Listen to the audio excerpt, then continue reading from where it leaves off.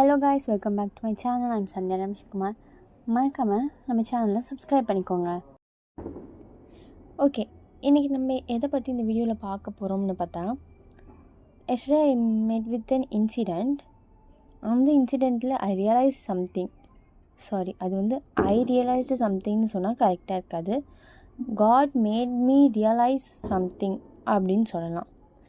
அது என்ன விஷயம்ன்றது நம்ம இந்த வீடியோவில் பார்க்கலாம். So without any delay let's jump into the video. வாங்க வீடியோக்குள்ளே போகலாம். ஸோ நம்ம எல்லாருமே நம்மளோட லைஃப்பில் நம்மளுக்குன்னு ஒரு சர்க்கிள் வச்சுருப்போம்ல, அந்த சர்க்கிள்குள்ளே தான் நம்மளோட க்ளோஸ் ஃப்ரெண்ட்ஸ் இருப்பாங்க. ஸோ இப்போ என்ன நடக்குதுன்னா, அந்த சர்க்கிள் கொஞ்சம் சின்னதாகுது. அதாவது அந்த சர்க்கிளில் இருந்த சில பேர் நம்மளுக்கானவங்க இல்லை அப்படின்றது தெரிய வருது. இப்போது இப்படி பண்ணவங்க வந்துட்டு நம்மளுக்கு ஆல்ரெடி தெரிஞ்சிருக்கும். ஓகே, இவங்க என்றைக்கோ ஒரு நாள் இந்த மாதிரி பண்ணுவாங்க அப்படின்னு வந்துட்டு டவுட் இருக்க பர்சன் தான் வந்துட்டு அப்படி பண்ணியிருப்பாங்க.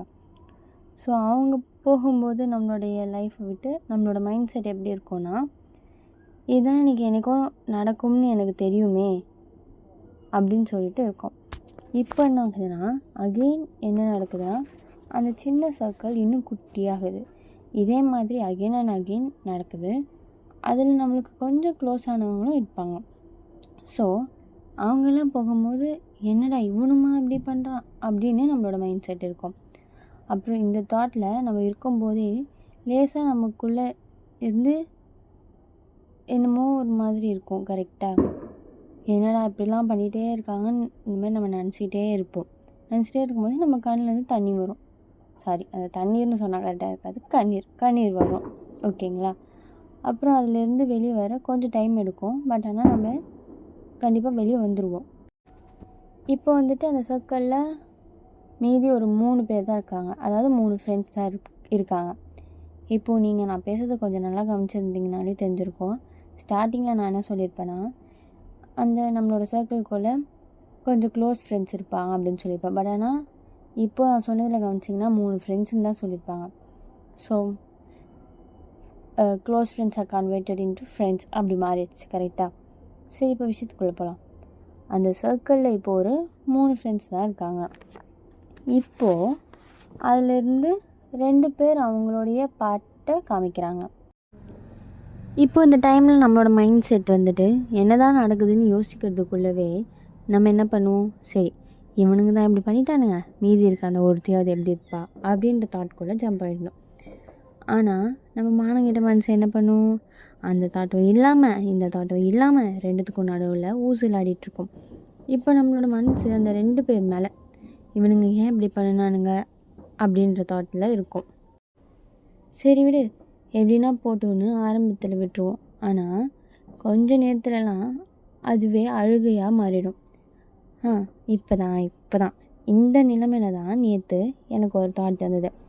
நம்ம இப்படி அழுகிறதுக்கு பதிலாக நம்ம ஏன் எதுக்காக நம்மளுக்கு இதெல்லாம் நடக்குது அப்படின்னு யோசிக்கக்கூடாதா அப்படின்ற தாட் வந்தது. அப்போது இதை மாதிரி யோசிச்சுட்டு இருக்கும்போது தான் எனக்குள்ளே ஒரு யோசனை, எது நடந்தாலும் அது ஒரு காரணத்துக்காக தான் நடக்கும் அப்படின்னு சொல்லிட்டு நிறைய பேர் சொல்லி கேள்விப்பட்டிருப்போமே.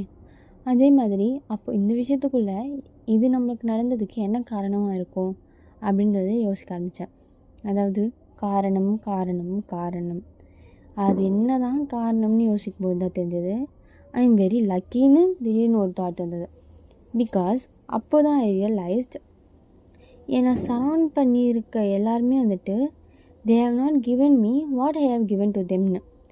அண்ட் எனக்கு இந்த விஷயம்லாம் ரொம்ப சீக்கிரமாக தெரிஞ்சதுக்கு நான் ரொம்ப லக்கியாக தான் இருக்கணும் அப்படின்றதும் எனக்கு தெரிஞ்சது.